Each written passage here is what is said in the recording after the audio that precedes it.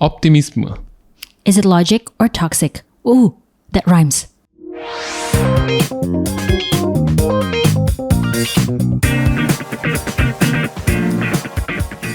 Welcome back to Ems and Homes Podcast. Yes, di mana kita bahas daily things, tapi ketemu sama research, ketemu sama buku dan yang lainnya, ketemu sama kamu, ketemu sama aku, ketemu sama kita di Videotron. Wow. Oh my god, never in a million years aku berpikir kita bisa ada di situ. Iya, thank you Spotify. Yes, kita bisa, thank you so much. Ada foto kita di Videotron Ratu Plaza. Wow, kita happy banget exactly. sih pasti. Mungkin kalian yang udah lihat Instagram kita, kita sempat bikin video gitu kayak, wow, norak sih tapi kita happy. Iya, kayak nggak pernah gitu loh aku ngebayangin muka kita ada di situ, Homes. Kayak karena biasanya kita kayak ngeliatin orang aja kan, kayak apa tuh gitu, atau kayak ya tuh film itu mau tayang, itu ada iklan ini, itu ada ini, tiba-tiba kita gitu. Jadi aku kayak what are you freaking kidding me? Iya, kalau kalian ke podcast ini karena kalian ngeliat dari Videotron itu di Ratu Plaza, jangan lupa buat follow podcast kita, komen juga, share ini juga ya. Juga ada Instagram kita, TikTok kita @emsandhomes buat dapetin info trivia dalam 1 menit. Ya, terus juga jangan lupa untuk subscribe kita di YouTube. Yes.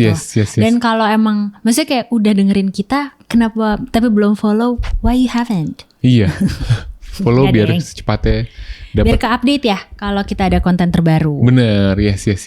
Jangan lupa subscribe YouTube tadi deh. Subscribe udah. YouTube, udah. Yes. Ngomong-ngomong soal tadi kamu bilang, never in million years ngebayangin tiba-tiba kita muncul di sebuah Videotron yang besar atau gitu. Never on our bingo card. Iya betul. Bahkan di resolusi kita gak masukin gitu kan. Iya. Kayak tiba-tiba masuk gitu. What? Aku masih amazed sendiri sih, karena it's such a great blessings gitu. Asli. Yes. Gila banget sih, tapi ngomongin resolusi kayak kita tuh udah 2 bulan lagi. Kita bakal menutup tahun 2025. Exactly. Beberapa bulan lagi lah. Atau bahkan bulan lagi. Karena kalau kita rilis ini. Iya, pas kita rilis ini sih 2 bulan lagi. 2 bulan lagi. Oke. Wah, cepet banget loh 2025 ini. Kalau ingat ke flashback ke belakang. Banyak hal-hal atau yang kejadian yang memorable, yang mungkin out of our control. Betul. Gitu loh. Tapi kan pastinya kalau awal tahun yang paling seneng dibuat adalah resolusi. Iya, betul. Dan biasanya kalau emang udah mau tutup tahun, biasanya ngecek lagi tuh resolusinya yang udah kesampaian. Biasa kan di awal tahun, terus di bulan kedua, terus nanti di pertengahan tahun, dan nanti kalau kayak menuju akhir baru dicek lagi tuh. Iya, benar. Kalau kamu apa, Homes? Resolusi 2025 yang tercapai deh. Kalau kita kan bilang tadi nggak pernah kita mikir akan ada resolusi itu. Kayak kalau resolusi aku sih yang pertama yang paling utama adalah mungkin ada yang sifatnya checklist, ada juga yang sifatnya lebih ke behavior. Oke. Kayak misalnya behavior aku pengen lebih commit, aku pengen lebih fokus dalam ngerjain sesuatu gitu ya. Tapi ada juga sifatnya kayak checklist, kayak misalnya kayak nyobain sesuatu baru gitu. Lebih sehat apa gitu. Benar-benar. Ya banyak yang belok-belok, tapi ternyata setelah dilihat banyak yang jadi hasilnya positif juga sih. Iya. Kalau aku tuh aku tuh resolusi tahun awal tahun tuh aku bilang aku mau belajar bahasa baru. Terus ya udah, bahasa baru yang aku mau coba adalah bahasa Belanda. Ternyata setelah berjalan, dijalani, aku berusaha realistis. Dari resolusi jadi realistis. Kayak di tengah-tengah tuh kayak, what, ternyata gak semudah itu. Iya benar. Gitu, kayak untuk belajar bahasa lagi tuh, untuk ngatur waktunya. Untuk kayak, karena kan kalau belajar bahasa kan kita kayak ada effort tertentu gitu. Kayak bukan, kalau kayak dulu ngeles kan kayak, buat mengisi gitu kan. Atau buat emang kayak buat dapat new skill gitu. Tapi sekarang kayak skill itu habis itu buat apa ya gitu loh. Kecuali kayak kita mau berangkat atau kayak mau nonton series biar gak baca subtitles, itu juga bisa. Bener. Tapi ya again kayak karena ada pekerjaan juga, jadi schedule-nya juga ini nggak realistis jadinya. Bener. Tapi aku suka kamu pakai kata realistis gitu. Kayak kita kan selalu memulai tahun ini dengan optimism gitu. Kayak 2005 atau New Year will be New Year, New Me. New Year, New Me gitu kan. Kayak It's gonna be my year. It's gonna be my year. Kayak selalu mulainya dengan optimis gitu. Tapi tengah tahun selalu kita jadi kayak lebih realistis gitu. Kayak ternyata ini kita adjust ya yang lebih realistis gitu. Terus topik kita kali ini tuh akan membahas tentang optimism, tapi agak sedikit kita tweak POV-nya. Kayak ada sisi the dark side atau sisi gelapnya. Welcome to the dark side. Mendadak Star Wars. Well, get your coffee ready? Yes. Kita mulai episode kita kali ini tentang sisi gelap optimism. Klink. Segar air putih. Yeah. Get your drinks ready, whatever your drink is. Mungkin ada resolusi yang kayak aku nggak minum kopi, aku maunya teh. Gitu. Boleh juga, kan mau mengubah gaya hidup. Nah. Yes. Oke, kembali ke laptop. Kita masuk ke part 1. Yes. Kembali ke kayak tukul. Iya. Oke, part 1. Part 1 ini kita kasih judul Good Vibes Only. Jadi kita melihat beberapa tren di sosial media ada namanya Good Vibes Only. Yang jadi tren gitu. Kayak core idenya itu adalah menggambarkan keinginan untuk menciptakan suasana yang positif dan nyaman. Yes. Bagus sih ya, positif dan nyaman gitu. Dengan cara mengelilingi diri dengan energi serta pengalaman yang menyenangkan. Ya, benar sih. Sekarang ini kan kita hidup di budaya tuh yang kayaknya tampil dengan happy. Terus juga yang di-post tuh motivational quotes gitu kan. Terus udah gitu juga story di Instagram, story di TikTok atau postan juga kan semua yang kayaknya tuh happy gitu loh. Ada juga sih yang sedih, tapi mostly kayak lebih ditunjukin happy-nya. Betul, apalagi gitu sampai ada hashtag si Good Vibes Only ini ya. Kayaknya kayak even aku lucu waktu itu pernah foto-foto bareng gitu ya sama teman-teman gitu. Terus tiba-tiba pose apa ya, biasa kan gaya bebas gitu ya. Terus tiba-tiba ada satu yang kayak ayo gaya pura-pura bahagia gitu. What? Terus kayak lucu juga ya dijadiin gaya gitu, pura-pura bahagia. Iya bener, karena akan diupload di sosmed, jadi mau gak mau ya pura-pura bahagia gitu. Iya beneran bahagia atau pura-pura bahagia kan kadang kayak ketawa lepas Iya. Nah emang terus bukan cuma itu aja, good vibes juga nunjukin ke produktivitas. Iya gak sih, semua orang somehow berlomba-lomba untuk menjadi versi yang paling produktif gitu loh. Paling bersyukur juga, paling healed. Pokoknya emang produktif kan biasanya bukan diibaratkan tapi kayak identik dengan kayaknya aktif terus good vibes gitu, karena kayak produktif, aktif gitu loh. Nah terus udah gitu juga paling bersyukur karena kan emang itu salah satu bentuk dari optimisme. Betul. Terus juga paling healed. Nah iya. Itu juga paling healed. Iya. Nah tapi emang di itu kan surface-nya gitu ya. Surface-nya adalah orang-orang yang paling produktif, paling bersyukur, terus paling healed gitu ya. Tapi ternyata di balik itu, ada dark side-nya gitu ya, ternyata banyak yang ngerasa kosong. Banyak yang ngerasa kayak kehilangan arah. Bahkan ketika dia ngelihat teman-temannya lebih produktif, lebih bersyukur dan lebih healed tadi, mereka tuh ngerasa gagal gitu. Kayak ada orang-orang yang ngelihat gitu. Kayak misalnya kita ngelihat kayak, dia kok berprestasi banget ya, A, B, C, D. Terus pas kita lihat kayak, kita kok gini-gini aja gitu ya. Sampai akhirnya kita ngerasa kayak, jadi kayak capek. Iya bener-bener. That's so sad. Isn't it? Yeah, I think so. Tapi aku gak tahu ya, ini tuh kan aku sambil kita ngebahas ini kan aku juga mencari-cari ya. Positivity, optimisme itu sama positivity tuh bedanya apa? Karena kita kan sering dengarnya optimis gitu, tapi sekarang tuh kayak mungkin orang jadinya lebih menggunakan kata positif karena good, positif. Iya gak sih, vibesnya tuh kan vibesnya. Jadi kayak vibes dari kata good adalah positif gitu loh. Nah jadi kan kayak kita suka ngerasa gitu kayak iya kali ya, orang ada yang bilang kayak udah stay positif aja, nanti juga lewat. Tapi gimana kalau justru tekanan yang selalu positif itu yang bikin kita lelah gitu kan. Betul. Nah aku tuh cari kan kayak bedanya positivity and optimism. Yes, coba. Jadi kalau positif itu, ini ada bahkan contohnya ya, good vibes only. Jadi ini yang biasanya disampaikan oleh seseorang gitu. Misalnya kayak ada yang bilang kayak, good vibes only gitu. Tapi mungkin sebenarnya genuine optimismnya itu mereka bisa bilang, I love you through all your emotional states. Jadi nggak cuman yang pas good vibes aja gitu loh. Karena emang ini juga dibilang juga kan sama psikolog dari Harvard, Susan David, di bukunya Emotional Agility. Jadi menekan emosi negatif bukan tanda kekuatan, tapi justru bikin kita makin rapuh. Nah, kenapa dia bilang kayak emotion juga kan gitu? Karena emosi itu seperti kompas. Kalau kita matiin, kita tuh tahu arah kita kemana.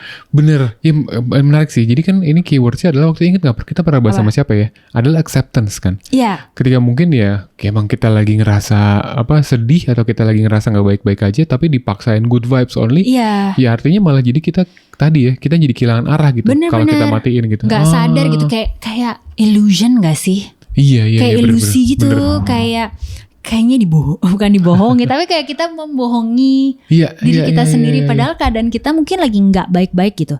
Kan kayak ada yang bilang gitu, kalau toxic positivity kan kayak dibilang kan, stay positive aja. Ini ada contohnya juga ya. Being negative won't help you. That's true. Emang ya being negative gitu. Tapi yang bisa dibilang adalah it's important to let it out. Nah, nyatakan itu emosinya. Terus is there anything you can do to make it easier? Atau misalkan temennya kayak kamu gitu, terus kayak kamu lagi berasa gitu, kayak what can I do to make it better for you? Gitu loh. Instead of like bilang being negative won't help you. Iya sih, orang juga tahu. Isn't it? Iya bener. Okay, that's yes. what I think. Karena ya sih, ini nyata ada buku berjudul Toxic Positivity dari Whitney Goodman. Dia bilang positivity itu bisa jadi racun kalau dipakai buat menolak kenyataan. Exactly. Iya. Jadi iya sih bener. Jadi kayak emang kenyataannya lagi sedih, nggak usah sosok dipaksain happy gitu ya, positif gitu. Tapi justru kita terima keadaannya, tapi kita menghadapinya dengan lebih ini gitu. Tapi mungkin kalau dibilang kan orang kayak good vibes only gitu. Aku nggak membela yang kayak good vibes only atau kayak memojokkan yang lagi bete gitu kan. Tapi maksudnya kali mungkin emang di momen itu kayak gue pengen ketemunya sama lagi pengen happy aja gitu loh. Jadi mungkin emang ada waktu dan tempatnya. Betul. Iya. Orang kan kadang kayak oh my god, can we just have good vibes gitu loh, kesannya gitu. Jadi kita kayak somehow menyingkirkan perasaan emosi itu kalau lagi rame-rame gitu kan, mau nggak mau ya mungkin. Betul. I just think. Iya. Tapi ya optimisme ternyata nggak cuma berkaitannya sama perasaan dan sama vibes tadi ya. Ternyata ada juga di part kedua, kita bakal masuk ke part 2. Di sini kita kasih judul Hustle Fata Morgana. Jadi ini optimisme yang emang bikin kita capek beneran gitu. Bikin kita capek banget gitu. Yang kayak tadi aku bilang ilusi itu. Kok aku sok kaget ya kayak malah kita bikin skrip. Malah bikin skripnya bareng ya. I'm sorry. Yes. Hustle Fata Morgana ini apa sih? Jadi gini, penjelasannya dari kecil tuh kita diajarin. Kamu tuh bisa jadi apa aja kalau kerja keras. Of course gitu ya, pasti ya. Hustle gitu. Kedengarannya kayak indah ya, emang keren gitu ya. Tapi di dunia nyata kalimat itu tuh sering berubah jadi tekanan gitu. Jadi pressure. Jadi optimisme yang berlebihan itu jadi kadang-kadang kita lupa batas gitu. Kalau kita terus ngejar target, terus produktif, terus sibuk sampai-sampai ya kita kayak lupa istirahat lah gitu ya. Benar. Iya. Aku menarik deh, temen aku ya. Dia tuh sampai ikutan bukan kelas meditasi aja, tapi sampai kayak bukan bikin retret, tapi kayak pergi ke tempat untuk kayak tempat retret untuk kayak untuk istirahat sejenak gitu loh. Iya, bagus. Dari hustle bustle ibu kota gitu kan. Karena dia ngerasa kayaknya gue butuh break dulu deh. Betul. Dari ini kayak capek banget. Jadi kayaknya kita emang harus ini kan kayak lupa batas. Kali kita jadi reminder gitu kan. Kayak kita kadang harus break gitu. Bahkan mungkin dia tuh breaknya sampai nggak ada media, dia masih pakai handphone. Tapi di situ tuh tempat itu nggak ada TV. Terus kayak mungkin jadinya tuh dia kayak meditasi, menikmati alam gitu, koneksi lagi, grounding gitu. Grounding ya, menarik sih. Iya. Aku jadi inget. Jadi aku pernah mengikuti sebuah semacam preaching gitu ya. Terus ya pembicara kayak bilang gitulah. Dia bilang gini, kalian tuh kalau ditanya apa kabar, jawabannya apa biasanya gitu? Luar biasa. Iya kan, luar biasa kan. Seolah-olah kita mendiskreditkan orang-orang yang jawabannya lagi biasa aja gitu. Kita dipaksa buat jadi luar biasa gitu. That's true. Padahal ya ketika kita jawab kayak lagi biasa aja, lagi gak baik. Habis itu jawaban si motivatornya biasanya kan kayak kalian harus ini luar biasa gitu kan. Jadi maksudnya jadi kayak semacam apa ya, dipaksain optimismenya tuh kayak dipaksain gitu. Jadi padahal ya tadi terima aja gitu. Kalau emang kita lagi nggak baik-baik aja, kalau kita lagi gagal, kayaknya sih itu harus di-accept aja gitu. Iya. Sebenarnya mungkin emang lagi kan kalau gagal itu menurut aku nggak selalu ya. Mungkin ada momennya ups, momennya downs. Betul. Juga ada. Jadi kalau orang tuh suka bilang kayak kalau gagal berarti kurang usaha. Padahal mungkin kadang orangnya emang lagi capek aja gitu loh, lagi drop aja gitu. Kayak kita latihan tenis gitu. Nah ini jago banget loh. Wih jago, jangan over promise. Sorry, biasa aja dia. Tapi hari ini bisa bilang, oh backhand aku lagi jelek gitu. Tapi kan nggak berarti failed, karena kan sebelumnya juga lebih bagus gitu kan. Betul. Mungkin lagi capek aja gitu. Bahkan ya, sorry kenapa? Kamu bulan. WHO atau enggak deh, bukan WHO. Itu udah netepin kalau burnout itu ya adalah kondisi kesehatan sebagai kondisi kesehatan kerja resmi gitu loh. Jadi emang udah diakuin gitu orang tuh bisa burnout. Jadi bukan sekedar mental bukan mental state aja, tapi emang bisa jadi penyakit gitu nggak sih? Betul, kesehatan kerja lah. Walaupun ya kadang-kadang yang masih batasnya tuh apa sih? Kan bisa aja kadang-kadang satu orang sama orang yang lain tuh parameternya nggak sama kan. Let's say misalnya kalau flu gitu, oh dia bersin-bersin dan dia panasnya 39 derajat gitu. Tapi ketika kesehatan burnout atau mental tuh apa sih sebenarnya parameter yang ini gitu? Kita mesti cara ukurnya ya. Iya, benar. Yes. Nah ini ada bagus dari Anne Helen Peterson dalam bukunya berjudul Can't Even How Millennials Become the Burnout Generation. Wah nyebutin millennials, nyebutin angkatan kita nih. Langsung merasa tertohok. Iya. Menyebutkan generasi millennialsnya sebagai generasi yang burnout. Karena ya tadi ya kita terus dikejar janji dalam tanda kutip palsu ya. Kalau kerja keras nanti semuanya akan beres gitu. Iya sih, itu jadi bikin burnout ya. Walaupun sebenarnya nggak sepenuhnya salah ya. Kayak aku suka Mamba mentality ya. Mamba mentality itu mentalnya Kobe Bryant. Dia bilang hustle semuanya. Jadi ketika semua orang istirahat dia jam 5 pagi udah latihan duluan gitu. Itu kalau emang mau itu yang di-achieve gak apa-apa. Tapi kan at least ketika targetnya setinggi dia, ketika kita gak bisa dapetin apa yang kita iniin, jadinya kan tadi ya kayak gapnya jauh banget ya. Gapnya jauh dan kita jadi ngerasa kayak aduh ini kita gagal ya, kita gak bagus kayak gitu-gitu sih. Bener-bener. Itu kayak sini juga bukan sih David Beckham yang tendangan pisang itu. Bisa bikin tendangan pisang. Karena dia latihan terus gitu loh. Tapi kebayang gak kalau David Beckham tiba-tiba target positifnya adalah Lionel Messi gitu misalnya. Orang dia talentnya bukan gocek-gocek, talentnya dia adalah nendang akurasi gitu ya. Pasti stres kan David Beckham kan kayak. Iya. Terus tiba-tiba coachnya kayak, kamu pasti bisa jadi Messi gitu kayak. Enggak kok, you just have to find your own strength gitu. That is so true. Bener. Oke, untungnya saat itu media sosial belum terlalu ini ya. Jadi David Beckham juga belum segitu ya. Merasa tertekan gitu kan.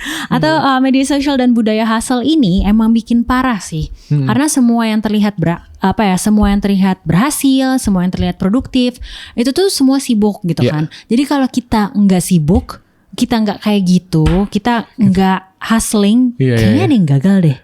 Kayak kalau kita lagi, aku nggak tahu ya, mungkin ada yang kayak, kok kita misalnya ada yang temen aku yang, bukan temen aku lah, misalkan ada contoh yang kayak, enggak gue nggak lagi nyicil rumah atau nggak lagi cicil mobil gitu. Jadi kayak kesannya, kita bener nggak sih ngerjain ini? Mungkin kalau temen yang satu emang karena ada expense itu gitu, yang satu nggak ada expense itu, jadi kayak tapi kita tuh are we adulting the right way? Harusnya ada cicilan atau enggak atau gitu, ngerti nggak sih? Kayak wait, seharusnya gue kayaknya kerja keras deh, kayak gue enggak deh. Nah, karena udah ada sedikit shifting lah. Optimisme dulu tuh artinya kayak punya harapan gitu ya. Tapi sekarang geser kayak lu tuh nggak boleh berhenti kerja gitu. Kayak ada hal yang kayak gitu. That's Fata Morgana. Hustle Fata Morgana dari optimism. Menarik. Kita akan masuk ke part 3. Part ketiga, optimism yang lebih manusiawi, lebih lebih tangible. Iya. Lebih down to earth ya, lebih humble. Benar-benar. Jadi pertanyaannya balik lagi, sebenarnya apakah optimisme itu buruk? Jawabannya of course tidak. Tapi mungkin cara kita memaknainya aja yang salah. Karena emang bener sih, tadi kan dibilang optimism itu started as someone who has hope gitu loh. Based on hope. Tapi kan kalau positivity adalah base-nya positif aja dulu. Gitu loh. Jadi kayak nih ya, lagi-lagi aku temuin kan kayak toxic positivity adalah just tell yourself you're happy and you'll be happy. Don't let stress get you down. What? Iya sih, jangan sampai biarin stres itu membuat kita down. Tapi kalau healthy optimism, dia bilang stress is a part of life, but you can manage it effectively So yeah, what can I do better to cope with the situation gitu. Jadi acknowledge the feelings, acknowledge the stress, tapi kayak also recognize gimana caranya kita menghadapi itu, cope. Iya, gitu iya. loh. Jadi nggak ignoring Iya. the negative feeling. Betul, kayaknya keywordnya denial ya. Jangan denial gitu ya. Yes. Kayak optimism tuh bukan menolak kenyataan gitu. Justru kayak emang kenyataan yang lagi terjadi ya dihadapin gitu. Kayak this too shall pass gitu. Exactly, Iya kan? yes. Karena ada hope-nya. Iya. Wah, that's very good. Aku tuh sekarang kalau pagi ya suka journaling gitu loh. Jadi journaling pakai quotes gitu kan. Oh, nice. Jadi quote-quote yang kayak it was better before, so it will be better again. Iya. Jadi kayak aku kadang suka kayak aku nggak ini, tapi kayak nggak kok waktu itu pernah bagus. Jadi kalau ini pasti akan ada lagi kok kesempatan itu. True. Jadi bagus gitu. Yes. Nah itu ada Susan David PhD. Ini dia nyebutin itu sebagai emotional honesty. Jujur sama apa yang kita rasain, baik senang, takut, marah atau kecewa gitu ya. Yes. Bahkan ketika kita lagi ngerasa lagi top of the world gitu ya, kita lagi ngerasa I'm on top of the world. hey teret. Kayak kita lagi sangat berprestasi ya udah. Oke gitu, kita ketika ditanya apa kabar ya bisa jawab luar biasa gitu. Tapi ketika ditanya apa kabar tapi suasananya lagi nggak baik-baik aja ya jujur aja gitu sama apa yang kita rasain gitu. Betul. Nah ini juga dibilang ya, ada yang tuh kan betul. Optimisme yang sehat itu bukannya bilang semua pasti baik-baik aja, tapi apapun yang terjadi akan aku hadapi. Nah ini juga kan mungkin ada relate sama failure ya. Kalau toxic positivity bilangnya tuh never accept failure, always think positively and success will be yours. Iya. Kayak aku masih malah kayaknya kalau ketemu sama orang yang bener-bener selalu optimis, selalu positif gitu ya. Kayaknya ini gak sih kayak terlihat sesuatu yang nggak real gitu gak sih, kayak nggak kurang autentik, bukan kurang autentik apa ya, nggak tahu sih, aku merasa at least lo kayaknya harus menunjukkan sedikit vulnerability gitu ya. Iya gitu ya. Iya sih. Aku sih ngerasa kayak, gitu ya. What? Iya. Nggak capek gitu terus. Maksudnya ya mungkin yang mau ditampilkan adalah optimis gitu. Tapi mungkin itu emang yang bisa ditampilkan sih Home. Sekali emang oke, mungkin dia ke kita kali nggak terlalu kenal, makanya mungkin dia bisa lebih kelihatan positif. Tapi kalau sama teman-teman yang lebih dekat, mungkin dia bisa lebih vulnerable. Tapi ya itu mungkin yang ini sih kayaknya lebih ke being realistis kalau lihat ketemu orang lain dan jangan memberikan kayak good vibes only gitu loh. Dan kayak bilang apa ya, lo mesti berpikir sukses biar itu lo dapet gitu loh. Iya. I think mungkin bisa ngomong kayak gitu juga, tapi in a different time. Kalau emang orangnya lagi berasa kayak gimana ya, gue kok lagi gini-gini, mungkin yang bisa dibilang adalah kalau misalkan lagi failures are opportunities for you to grow gitu kan. Atau bisa jadi kayak learn something from that gitu. Yes.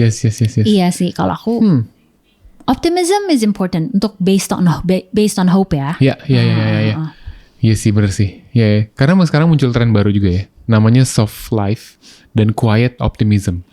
Kayak dia bilang apa ya? Dia bilang sih di sini bentuk perlawanan terhadap budaya hustle. Bukan berarti males ya, tapi kayak memilih ritme yang lebih manusiawi. Terus yang nggak selalu nggak pem gitu kan, karena soft life. Terus excuse me, quiet optimism mungkin lebih kayak enggak sekoar-koar, karena kalau dulu kan kayak jadinya toxic positivity kayak enggak lo mesti positif gitu, tapi kali quiet optimism lebih kayak it's okay. Namanya juga lebih bagus juga ya. Tenang. Iya. Iya bener juga. Iya bagus. Iya gak sih kalau kan kalau kita dulu denger kayak no, you have to be, kenapa nggak luar biasa? Harusnya luar biasa gitu. Kan kalau tadi kalau contoh kamu gitu. Iya. Aduh. Tadi kayak it's okay, it shall pass. Kayak namanya quiet optimism. This too shall pass tuh bagus sih. Kayak itu optimisme yang realistik dan menerima kenyataan gitu ya. Ini ada juga dari Adam Grant. Dia bilang di Think Again, kemampuan untuk mempertanyakan keyakinan kita justru tanda dari kekuatan mental, bukan kelemahan. Yes. Kayak yakin gak ya kita bisa lewatin ini? Iya. Terakhir ada baca gimana? Brené Brown dalam Atlas of the Heart, memahami kalau perasaan kita tuh bukan kelemahan tapi bentuk keberanian. Ya, Brené Brown juga bagus sih, buku-bukunya juga. Very mind blowing and very opening. our mind and heart. Yes. So yeah, there you go teman-teman. Optimisme yang sejati itu bukan soal berpikir positif terus, tapi juga percaya kalau kita itu bisa bertahan. Betul. Nah, hope. Iya. Jadi optimismenya itu diterjemahkan dalam sebuah kepercayaan kalau whatever the situation, kita pasti bisa bertahan gitu. Bukannya denial, bukannya nggak terima kenyataan, tapi yuk kita bisa bertahan gitu. Exactly. Ayo, jadi take your time if that's what you need. Yes. Kalau hari ini kamu lagi nggak semangat, lagi nggak ada masalah, terus kayak apa ya? Ya intinya ingatlah kayak kalau kalian tuh nggak harus produktif buat dianggap berharga. Aku langsung ingat lagunya Project Pop. Kamu sangat berarti, istimewa di hati.